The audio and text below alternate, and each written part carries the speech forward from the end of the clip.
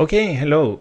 We are going to spend a few minutes together now, and we're going to talk about state management in React. And we're going to go to the basics, and then we're going to move from there. So the basics of state management in React is the use state hook. And you would express that something like this count here, where we use state and give it the number 0, and we're able to consume that through the count, and we can change that count using the setCount function. And you can use any value here, right? You can use like complex objects, arrays, it doesn't matter. And this pretty much sets you up for state management in React.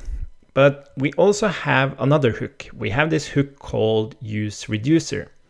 And the question is, why do we want to move from the useState hook to useReducer?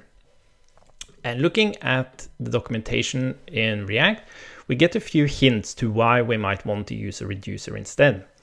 And one of those hints is that maybe you want to change the state based on the current state, which you can do in a reducer. But we can also do it with useState, right? So if I do a setCount, and I say current, and then current plus 1. So this is not really the reason to move to a reducer, because we can do the same thing here. But what about state complexity? So imagine I had like an object here with a few different state values, and then I wanted to change that. Maybe that would be the reason you wanted to use a reducer. But technically, it's really not, because again, we can do setToDos, we can use a callback, and we can do this spread, and we can, for example, say is loading true here. So this is not really the reason either.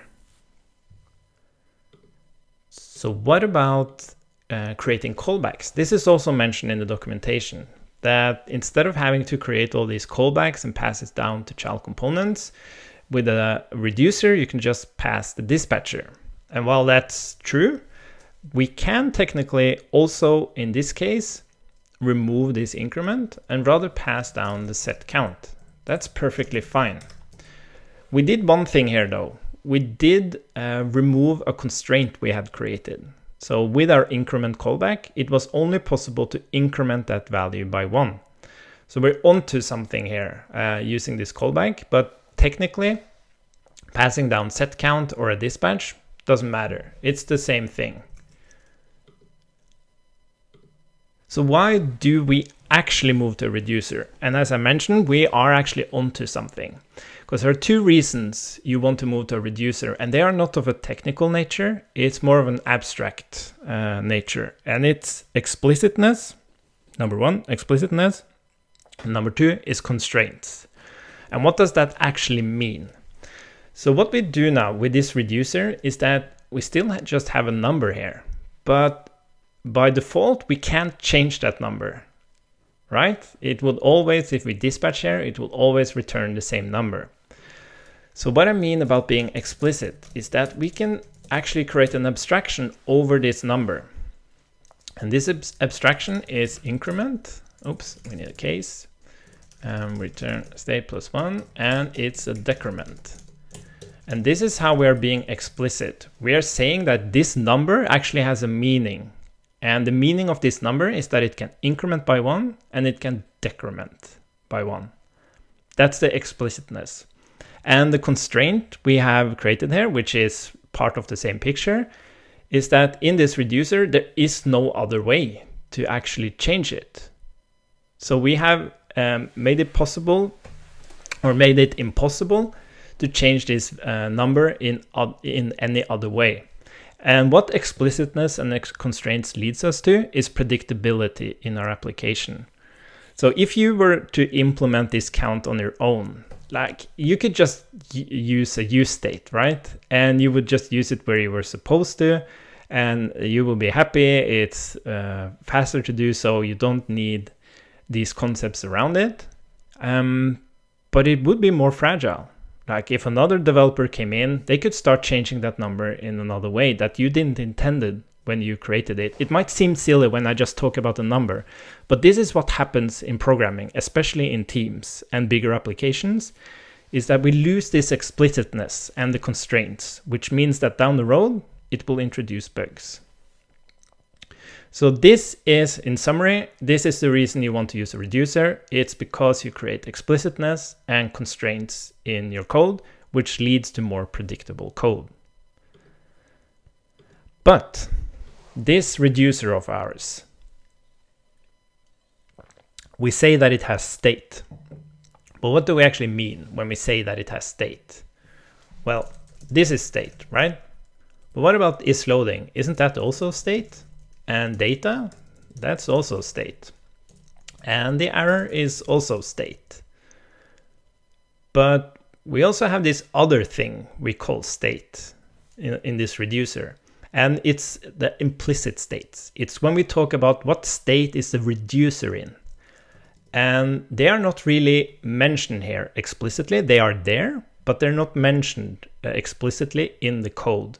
And this is what we're doing now. We're hunting explicitness and constraints to make our code and the user experience as predictable as possible. So how would we express these implicit states? So for example, I could say loading. And loading would mean that loading is true, data might just be there, and error is null, right?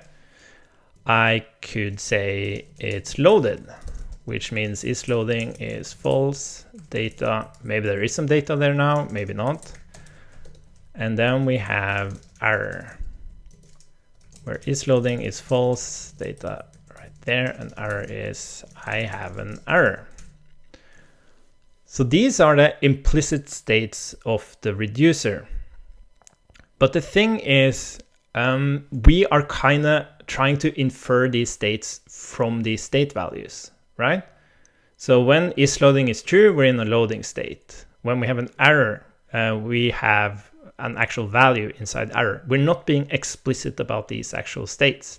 And that's a problem because, first of all, it's possible for us to create confusion here. What if I were to change loading here and I have an error? Is it loading or does it have an error? I don't know. And what about this state of not being loaded?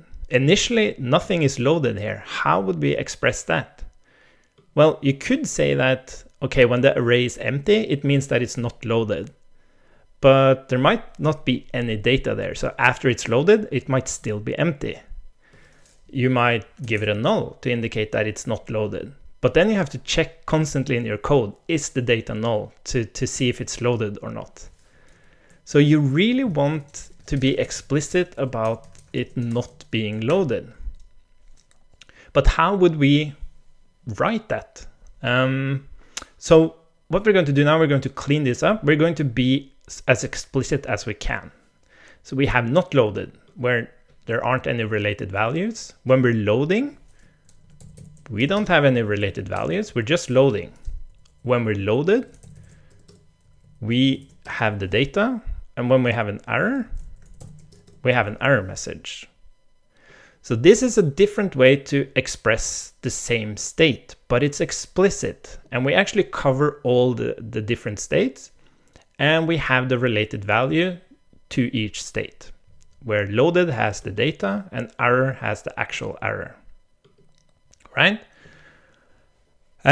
So the question now becomes, how would we actually express this inside a reducer?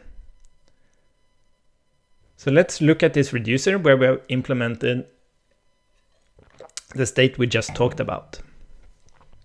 So where we have the action types for fetching to-dos, and we have a success and an error. And we have our initial state here, just as we talked about.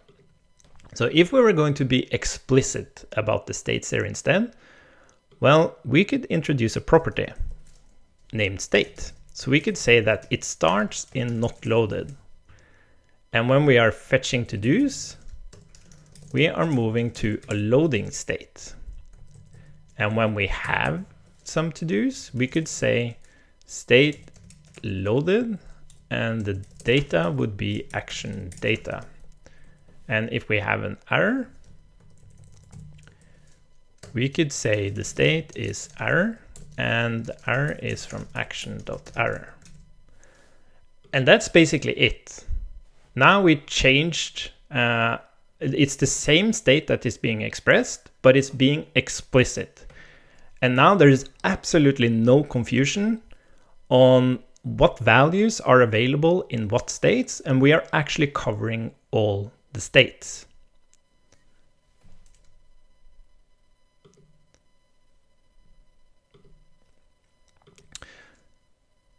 So, how would we go about actually constraining this more? So now we talked about how to be more explicit, right? But we don't only want to be more explicit, which leads to predictability and a better or more predictable user experience. We also want to introduce constraints. And one way to introduce constraints here would be to say that the actions can only be run at certain states. So for example, if we are not loaded, that's the only time you're actually allowed to deal, or the reducer will deal with the fetch to do's action, right? And when we are loading, that is when the reducer will deal with fetch to do success and fetch to do's error. That's creating constraints and predictability in our code.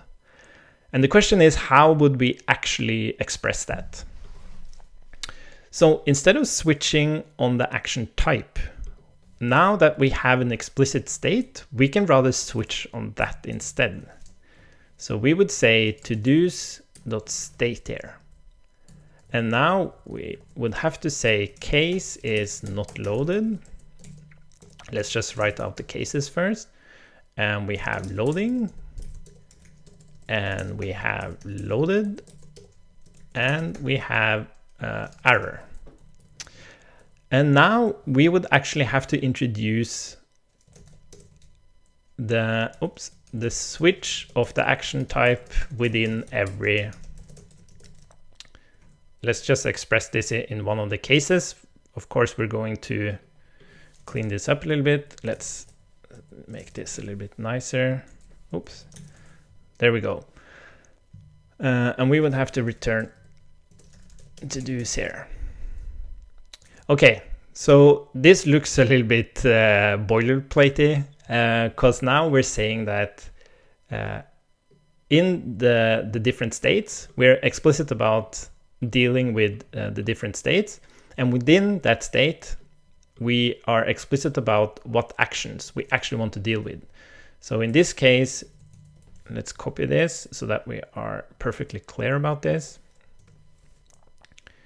And let's not deal with success and error here, and let's not deal with fetch to do's here. Okay, so what are we saying now? If we are not loaded and we receive a fetch to do's action, we are actually going to move into a loading state. And if we are in a loading state and we receive a fetch to do success or a fetch to do's error, we again move to a new state and we populate it with the related values. Okay, so now we have created constraints on this, but it doesn't look very nice, does it? So maybe we can clean this up a little bit. So let's create a function called transition. And this transition takes state and an action, and it also takes some transitions. And these transitions are an object. We can express it. It would look something like this. So in the not loaded state, we want to deal with the fetch to do's action. And now we want to return the new state of loading. This is how it's going to look, the object. So to write the code for this, it's actually quite straightforward. We have to check if we have the action. So we will always express all the states that's required. So that will always be there. But we might not have the action type there, right?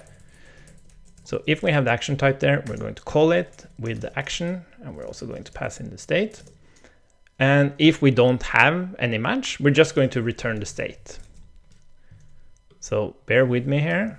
we're going to refactor this now, and we're going to say, let's move this down, and we're going to say transition the to-dos with this action, and this is how it looks loaded.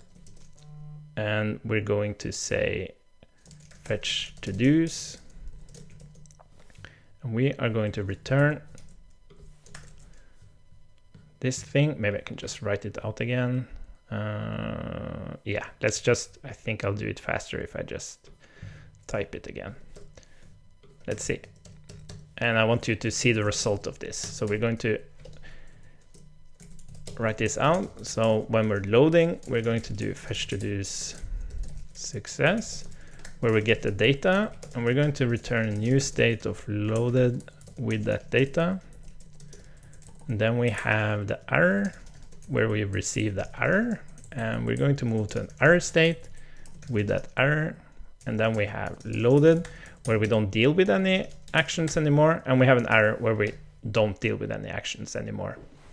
Of course, you might want to do this differently. Maybe on the error, you would actually want to be able to fetch the to-dos again.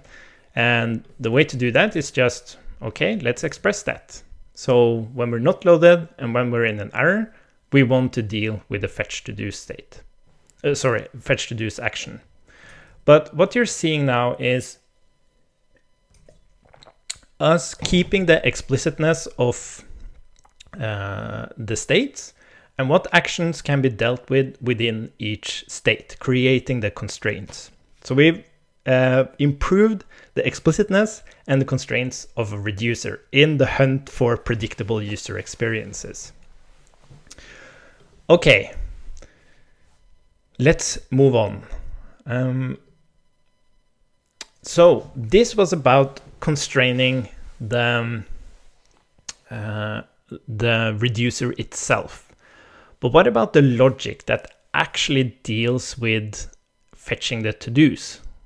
Can we do something to constrain, make that more explicit, and also create constraints around it? So if we take a look at this very typical example, where we have a reducer, it has the old way of expressing state and changes to that state. We also have a callback for fetching the to-dos. Now the thing is, whatever has access to this function will be able to dispatch fetch to-dos. The reducer will always change the state. It doesn't care what the current implicit state of the reducer is. It will just do it. It will always just go and grab the to-dos. And then it will dispatch here, and the same happens. The reducer doesn't care about its current state. It just does whatever the dispatch asks it to do.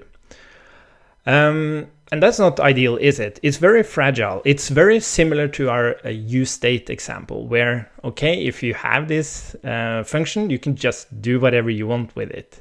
And that's not what we want. It's not predictable. So let's see how we can improve this.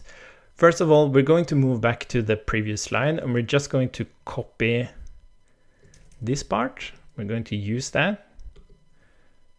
Reuse that, I mean, and let's see. Okay, so we have our transition here now, and now we have improved again the explicitness, and we have created some constraints now. So what happens now is that when this fetch to-dos is being called, the first time we dispatch fetch to-dos, the reducer is in not loaded state, and it will deal with that. And if you were to call fetch to-dos again, nothing would happen when this dispatch occurs, because now we move to the loading state, right? But it would still run Axios, the fetch for the to-dos here, and it would still dispatch the fetch to-dos success and the fetch to-dos error. So we have called fetch to-dos twice, and both of the times it will actually go fetch the to-dos, but it will only handle the first dispatch of fetch to-dos. And it will also only handle the dispatch of the first fetching of the to-dos. Probably. Like, there is a scenario where the second fetch of to-dos resolves before the first fetching of to-dos, which means that it resolves the last fetching of to-dos. Like, this is confusing stuff. But this is the point. When we write asynchronous code, we have a very hard time of dealing with this. So we just don't do it. Because most of the time, it just works out, right? It just works out. We don't, especially as developers, we're working on a local environment. Everything moves super fast. There's no latency. We click the stuff you're supposed to click on as a user. But in the wild, in production, that is where the bugs occur. So my point here is that what we really want to achieve here is that we don't want a component to just start like dispatching, running logic, and do all this stuff. We want this to be constrained. So how would we do that? Well, what we would do is that instead of making this an imperative thing, like just calling fetch to-dos and running the logic, we can make it reactive. And how would we do that? So by using a use effect, we could now pass in our to-dos, not pass in, but make them like a dependency. And then we could check if the to-do state equals loading. It indicates that the reducer is now in a loading state. Something has to move the application forward from this loading state. So that's what this effect does. It looks at this loading state, and then it runs our logic. So let's move this up. We can delete this. And that's pretty much it. So what we have achieved now is that instead of passing down the fetch to-dos function, we will just call back, pass down the dispatch. And whatever child component or whatever component calls this dispatch with a fetch to-dos action will possibly move this reducer into a loading state.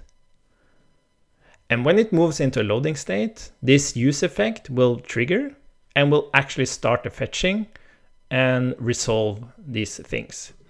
So what happens now if for some reason the dispatch was made twice for doing the loading, like the fetch to-dos action was triggered twice?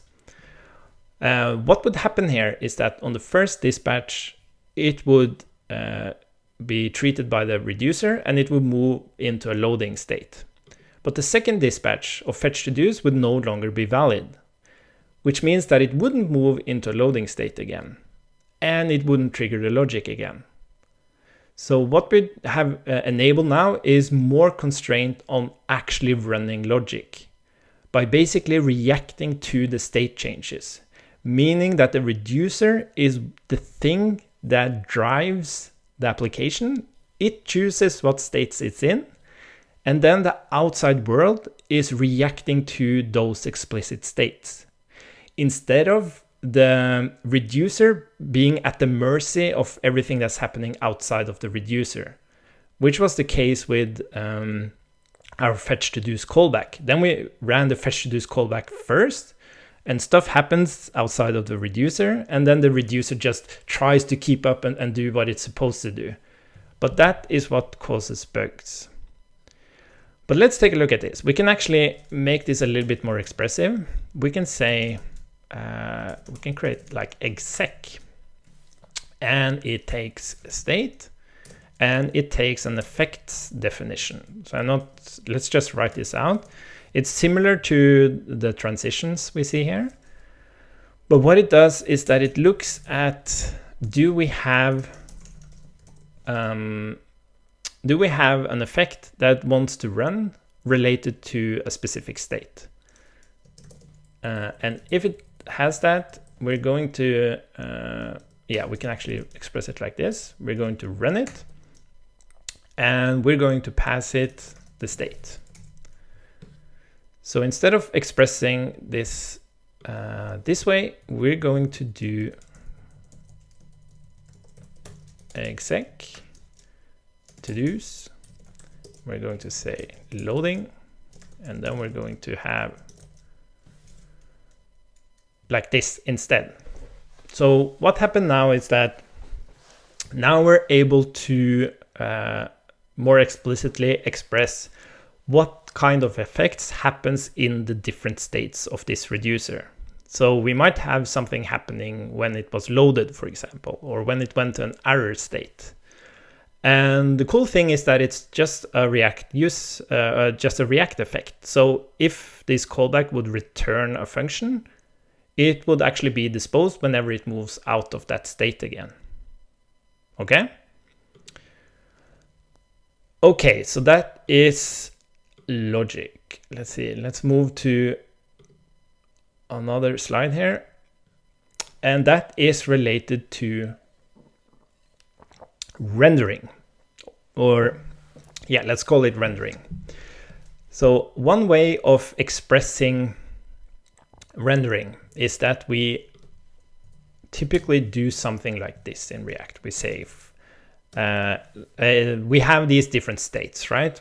So for example, we want to show a loading indicator when it's loading, we want to show an error when it's an error. We want to show the list of to-dos in this case when we actually have some to-dos. So we might do something like this, like result, and then we would say if to-dos is loading, and result will then be loading. Else if to-dos error, result equals we have an error, or yeah, we have an error, and then plus the error. And then we would say, okay, we want the result to be in here. Now, this points to our initial problem with defining, not being explicit about our states, is that now the UI definition decides is it actually loading or does it have an error. Like it's on the consumption part of it, which is not ideal. But since we have these explicit states now, what we can do is that we can create another little helper called transform. And this also takes states and it takes some transforms.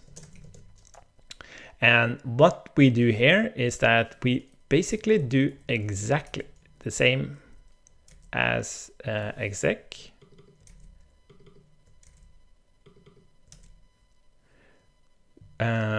But let's see, we see if we have it, we do that, or we'll return null. That's the difference. And the way this works is that instead of doing all of this, we are now able to say transform to-dos, and we can say when it's not loaded yet, oops, if it's loading, we could, for example, have a loading component here, spinner, loaded, we will get our data here. We could do something like this, to do li, to do title, just doing it very quickly here. Let's see, is this correct? No, we're missing, oh. There we are. And then on error, we will actually get an error, and maybe we just wanted to return that. So what we were able to do now is also using these explicit states, we can be also more explicit about our rendering. As we can see, we see at each state inside this reducer, this is what we're going to render. And if we don't have a match here, it's going to return null, which means it doesn't render anything. So that's nice. Oops, let's see. And what's interesting about this is that with all this explicitness and being reactive to these explicit states, we have achieved the possibility to drive our application through the dispatcher. We don't have to use these callbacks anymore, even to drive side effects, which is really, really good. And what that means is that we can start creating context providers out of this, where we would, instead of like rendering UI directly as we've done in the examples now, we could create a context. We'd say create context, and we want to export use to-dos here, for example, and we say React use context. And we will call this the to-dos provider, which takes the children. And instead of the structuring here, we're actually going to say to-dos reducer. And then we're going to rather say to-dos and dispatch down here. To-dos reducer, like that. And then instead of returning all of this stuff, we are rather going to return our context provider, giving the to-dos reducer as a value, and then we have children here, like that. So what we have achieved now is a very, again, maybe I'm overusing the word explicit, but we have created a to-dos provider now, where you just have to provide this, you could call it a feature, and then you would be able to access that using the use to-dos hook. And the only thing you get is the current state and the dispatcher. And you can dispatch as much as you want. It doesn't matter, because first, whatever event happens in your application, that event needs to dispatch. There's no other way to deal with this. It needs to dispatch. And then the first point of constraints is the reducer. It will check, am I in a state now where I'm going to deal with this dispatch? And the only thing it does is that it changes the state of the reducer. And then it's up to the effects. They are looking at, oh, we had a state change now. Do I have any effects I want to run now related to this change? And then it triggers, and it only triggers if it's a matching state, right? So it runs and it does some new dispatches. And in the meantime here, we're doing something asynchronous here. So in the meantime, maybe these dispatches has become invalid. And this is exactly what we want, right? So this we do opposed to actually exposing callbacks, where the callback, you run the logic no matter what. You have a reducer that doesn't care about what's being dispatched to it. It just trusts the outside world. So we basically flipped it on its head. We don't trust the outside world. We want to control everything, and the world has to adjust to our, meaning the reducer's vision of the application state, instead of the outside world trying to do the right thing to put the reducer in the correct application state. Okay, so now we're through it. One last thing is that we created these helper functions. And it's basically the code we wrote together here. It's like 20 lines of code. And these helper functions are exported through a package called React States. So if this makes sense to you, you can install that package and you can add this to your existing code. Or, for example, use this context concept when you write new applications. But I hope I've gotten the message through here. Even though you're not going to use any of this, I hope I managed to make you think about how your logic actually runs and how predictable that logic is, which ends up in the predictability of the user experience. Okay, cool. Thanks for listening and have a great day.